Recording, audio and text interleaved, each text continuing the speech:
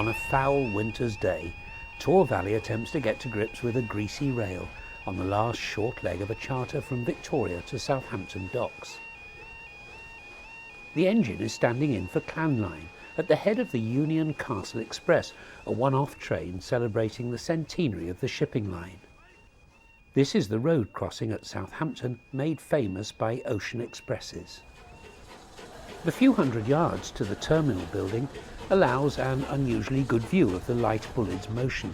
Of course, as a rebuilt example, Bulleid's radical features are gone in favour of conventional valve gear. What hasn't changed much is the factor of adhesion, and Malcolm Hall, the driver, has experienced a 60-mile-an-hour slip on the down journey.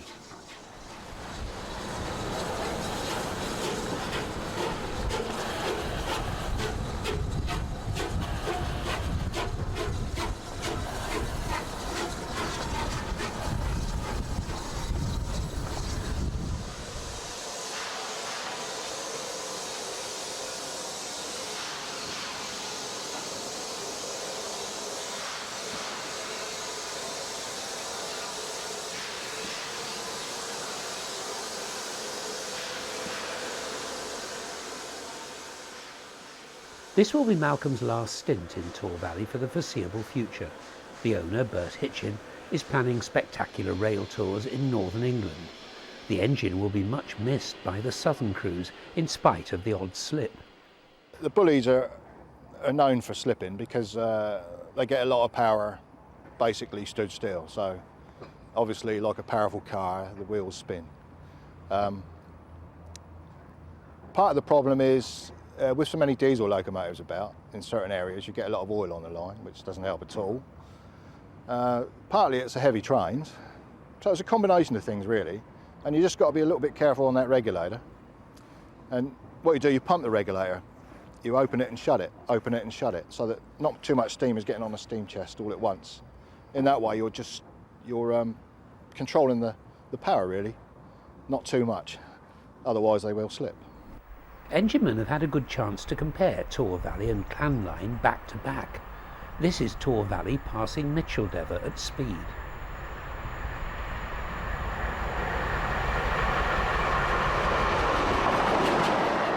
The two types of Pacific, as might be expected, respond to slightly different driving techniques, particularly in terms of reverser setting.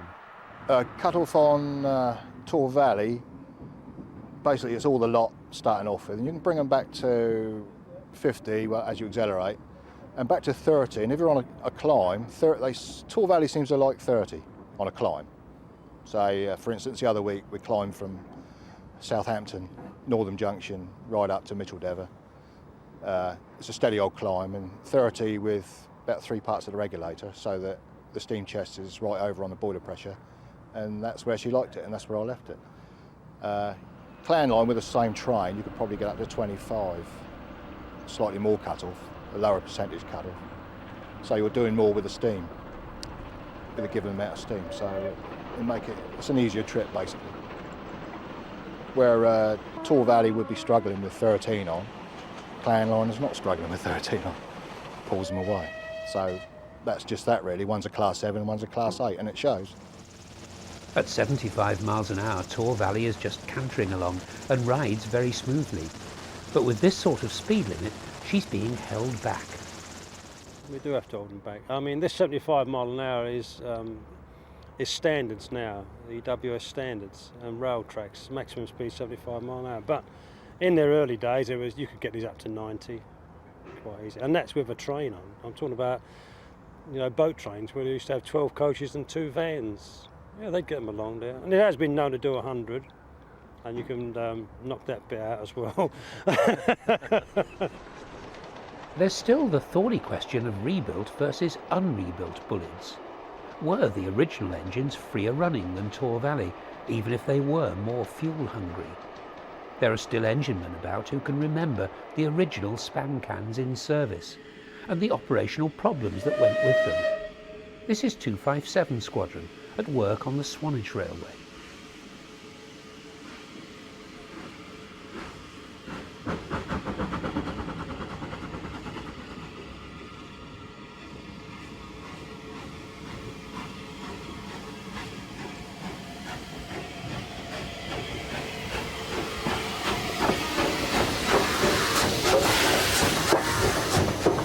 that easy-to-wash boiler casing came at a price.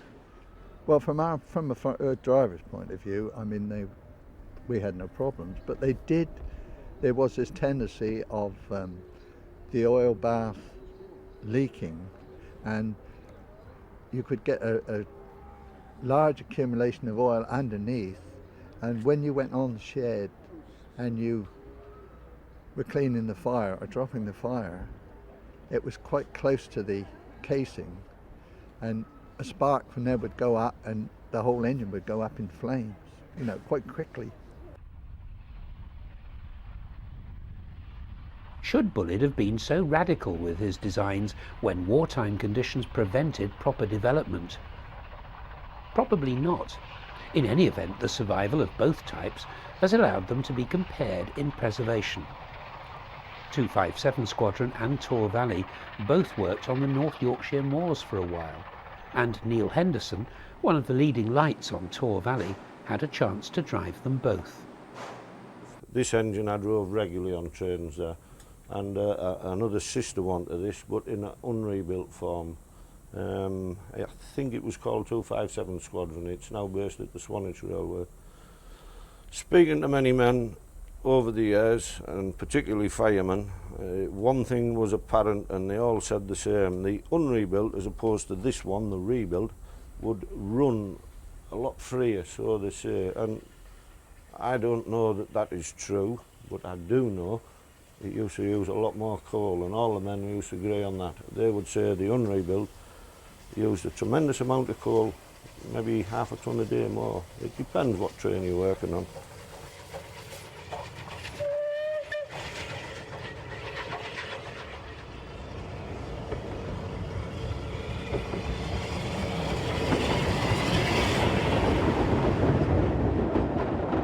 Of the two engines, it's Taw Valley that has the harder life, and this was a typical scene with the VSOE stock.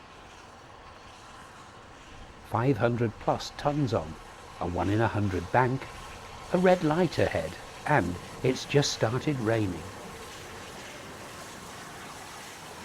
The crew have built up the fire for maximum steam raising, but are reduced to watching all that energy disappear through the safety valves until signal failure is diagnosed and the traction inspector is authorised to proceed. Infrastructure problems, including poor track, have been a way of life for Taw Valley.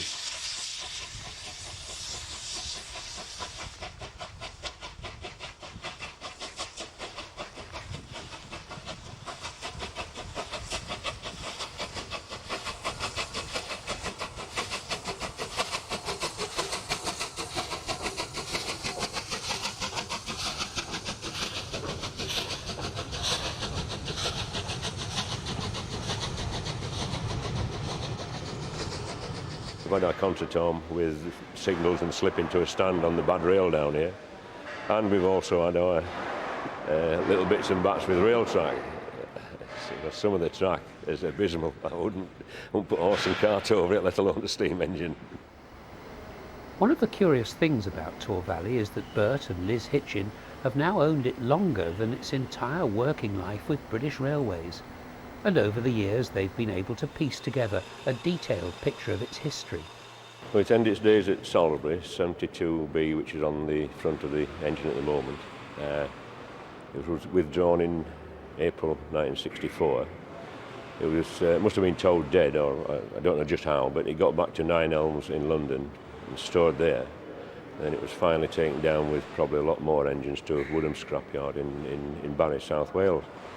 And then it languished for 16 years, and then I bought it in 1980. This is how Taw Valley will be remembered from its Orient Express days. It's seen here near Swanley, dressed in Golden Arrow kit for the regular tour of Kent. But the inside story has never really been told, so to put that right, we can join Taw Valley's last VSOE working, 2 days before Christmas, on a Surrey Hills luncheon special. Surprisingly, with just 2 hours before they're due off shed, there's only a tiny fire in the box. We've got plenty of time. There's £125 there, as you can see. So like everything you do in life, there's a right way and a wrong way. Sometimes the paraffin is just need paraffin and not oil, and it tends to flash up, so you need to have a bit of stick, just so there's a bit of distance between you and the action end of the rags. They're flaring up nicely.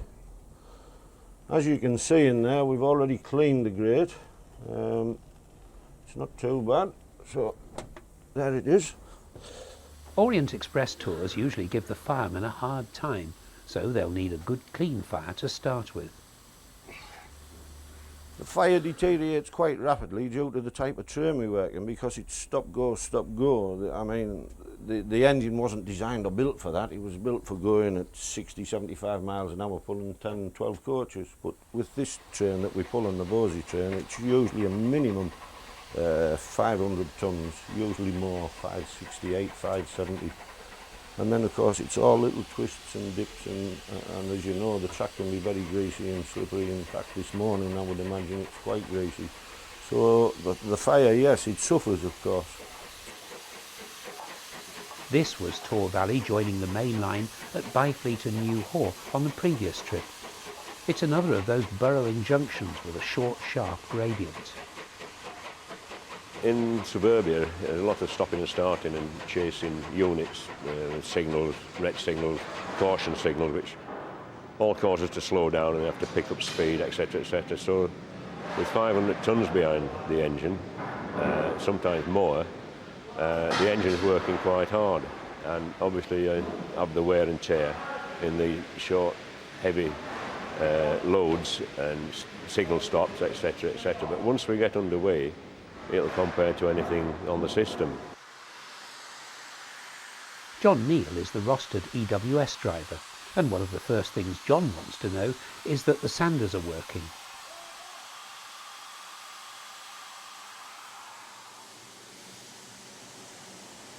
It's only when you see a driver making the long walk back to the cab that you remember just how big these engines are.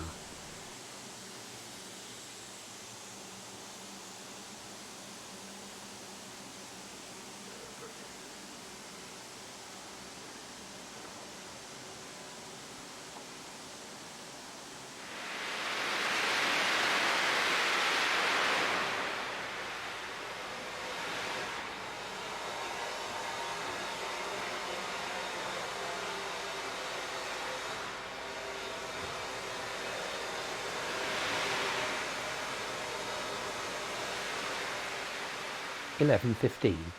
Taw Valley moves off shed with 180 pounds on the clock, and plenty of time to bring her up to full working pressure, with departure from Victoria scheduled in just over an hour's time.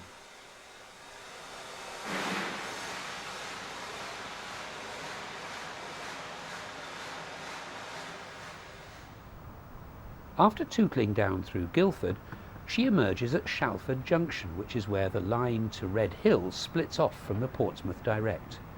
Here she'll turn left across the water meadows, running gently under one of the countless speed checks after a leisurely journey down through the suburbs. But the easy bit of that journey is about to come to an end after the water stop at Shalford.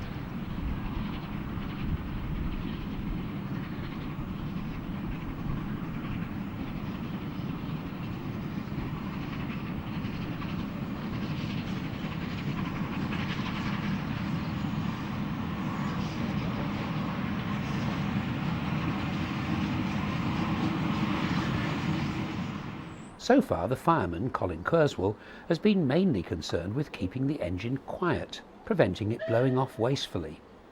But now he'll have 20 minutes to turn up the wick, in readiness for what is basically 4 miles at 1 in 100 from a standing start. There's 540 tons on the back, including the electro diesel, which won't be doing any pushing unless there's a problem.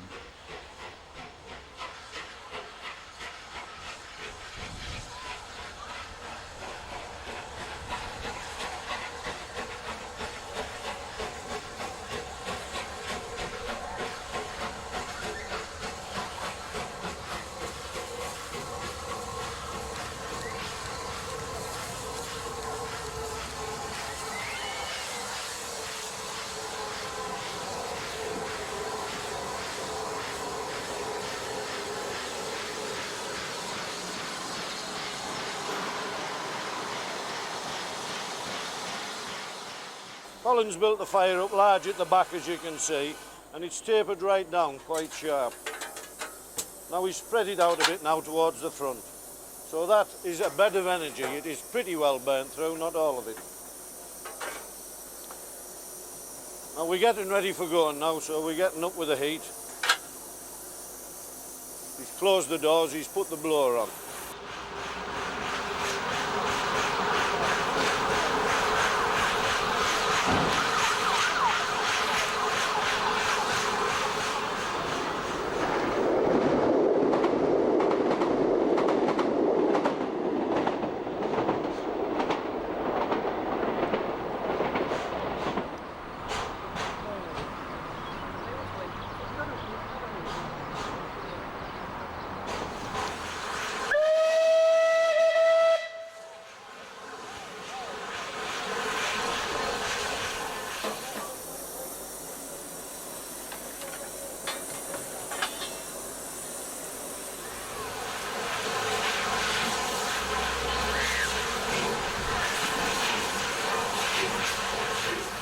See, the reverser is wound up to full gear almost. He's on about 73%. Having got rolling, we've knocked the reverser back.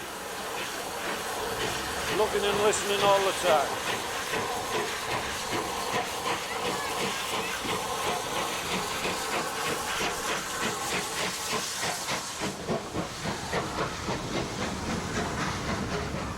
The regulator is open just under the second valve, or the big valve if you like.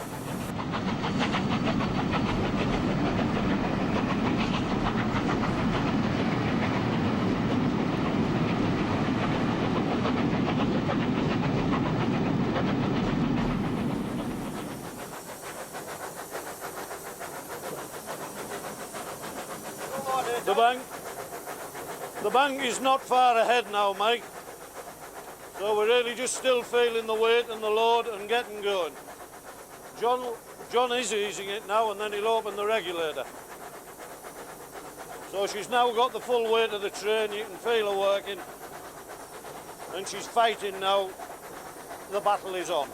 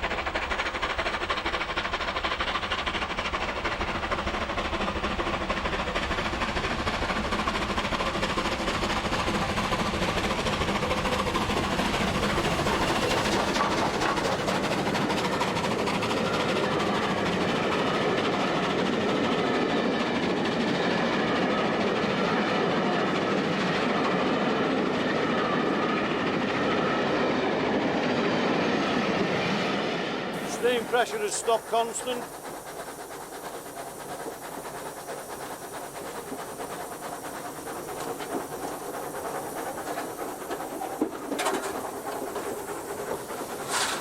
Colin will now top up round the corners of the firebox. He'll pay particular attention going to the sides. As you can see, the fire is starting to get burnt through, nice and hot.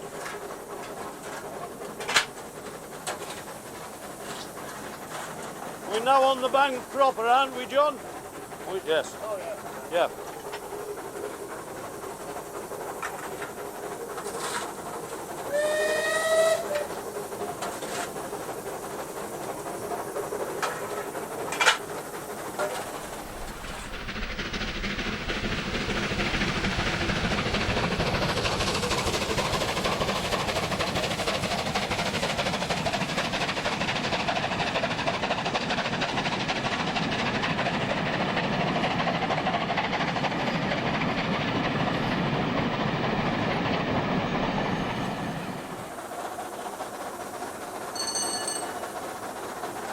bell was the AWS saying the road is clear and we have a green signal.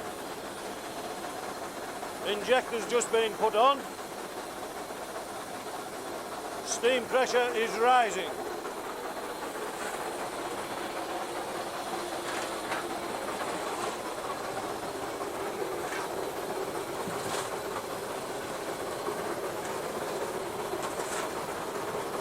It's the same again, Mike. Firing to the sides. All right, Cole.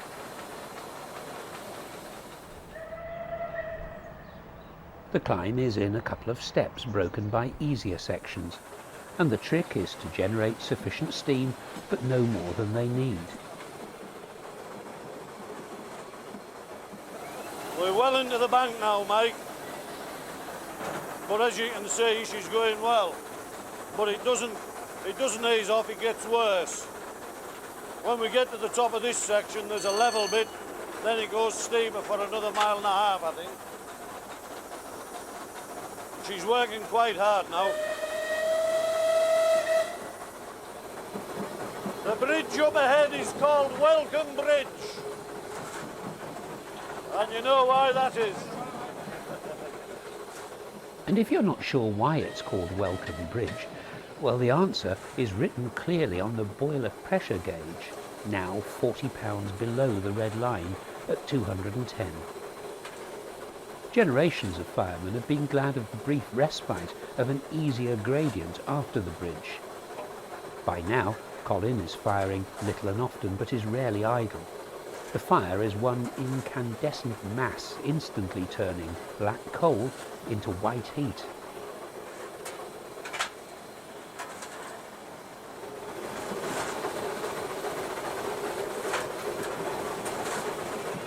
She's doing very well. We're not pushing it, we're just doing the necessary. We could work it a lot harder and do a lot bigger fire, but these boys are professionals. So they're just showing what it can do. Not a sweat, calm and cool, totally in control. We now have a little level bit. We're having an ease now, then we go into the bank again. The next bit is 1 in 96.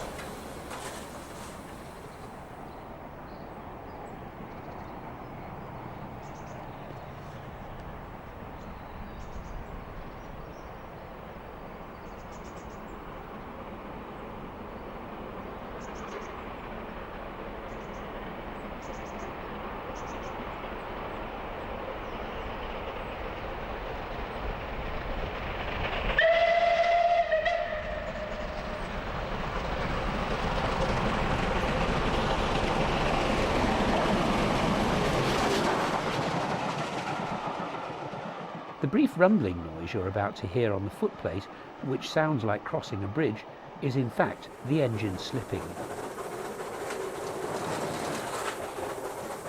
That was a slip. Tell me about it. Well, you felt the vibration, then you heard it. John was there instantly ready to close it. She found her feet again on a good bit of dry rail. No problem.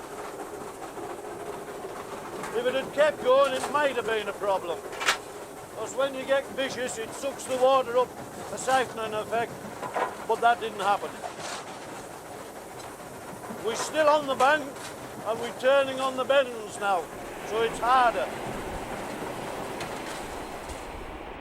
Speed has remained above 30 miles an hour, and John is working the cut-off at between 30 and 40% as they approach the top of the bank.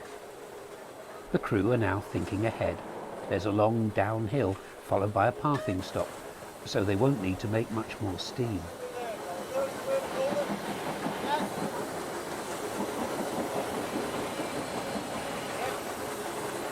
Down the hill now. All over. That's the top of the bank now, Mike. It seemed like a non-event with 540 tons. Actually, we're one coach later this trip. Normally it's 568. Sometimes it's 600, just under. Today's been good with the weather, it's quite dry. If it's wet, it can be a different ball game altogether. But there you go, you've had a trip, it's been exciting. I hope you've enjoyed it.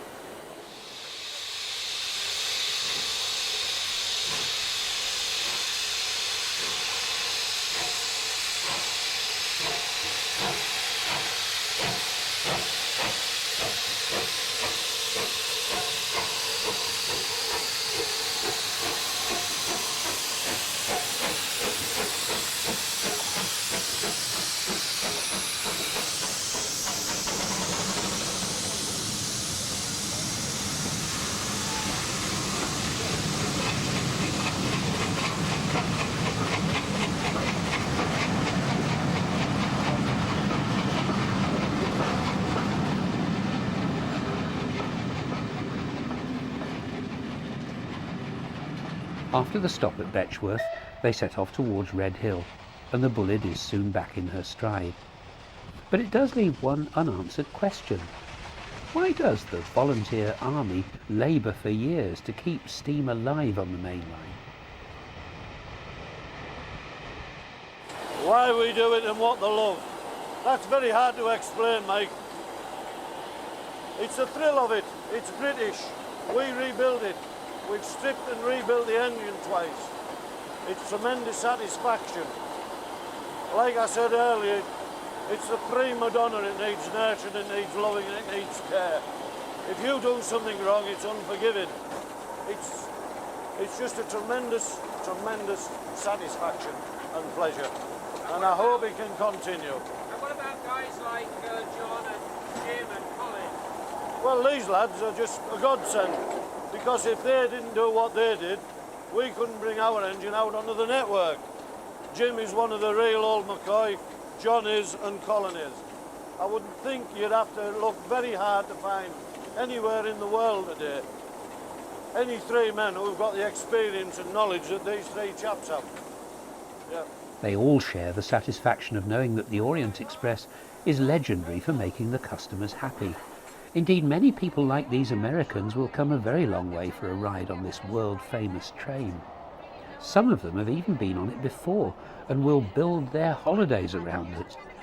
Few steam engines survive in America, so the visitors are full of praise for what's been managed here.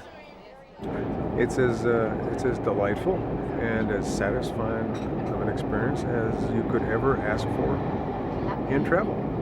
Because of the service and the food and the quality and the atmosphere and the ability to relax. It's perfect. You can't put any better touch on it. That's about as strong as it gets. Sights like this are just what tourists want to see in Britain's shop window.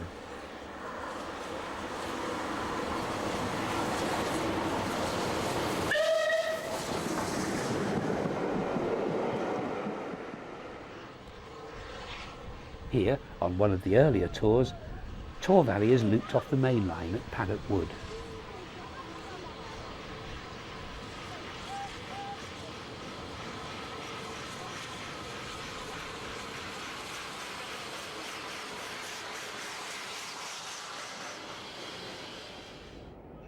All these excursions end up back where they started.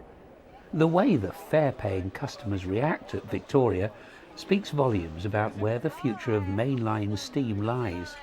Non-enthusiasts will pay a premium for steam so long as it's pulling a restaurant on wheels with a quality image. These trips are always full, but not with steam buffs. Thank you. Thank you very much. Bye-bye. Safe journey home. When the passengers have gone, Taw Valley reverses quietly back to Stewart's Lane, where the day is far from over. Bert Hitchin has been working tirelessly for the last 2 days, still gripped after 20 years in that passionate affair with this exacting and untamable metal creature. She's a wild thing. She's the prima donna, if you like. You do something wrong, she's unforgiving. She bloody well tells you. So you've got to be on the ball, like I said, looking and listening all the time. That's what it is with steam engines. It's teamwork. It's part of the team. It's talking to you all the time. You're doing your bit with your mate, and he's doing his bit with you and the engine. It's a three-way thing. We've got all the elements of nature here, fire, steel and water, and you've got to be in harmony. A few days before the end of the second millennium, another great example of Britain's engineering heritage lay at anchor. QE2, whose timeless beauty goes back to the 60s, was about to set sail from Southampton.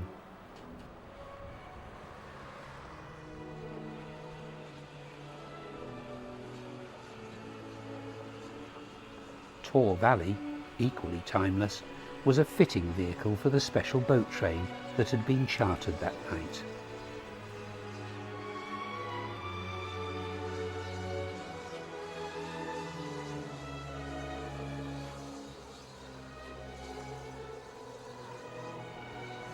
Interesting to note that the docks were full of hundreds of minis for export, more survivors of a brilliant design that goes back to the days of steam.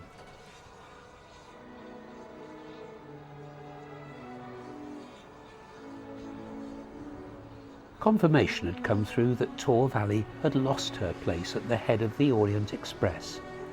Flying Scotsman was to be tried out instead. Bert Hitchin knew he'd have to find new work for his engine.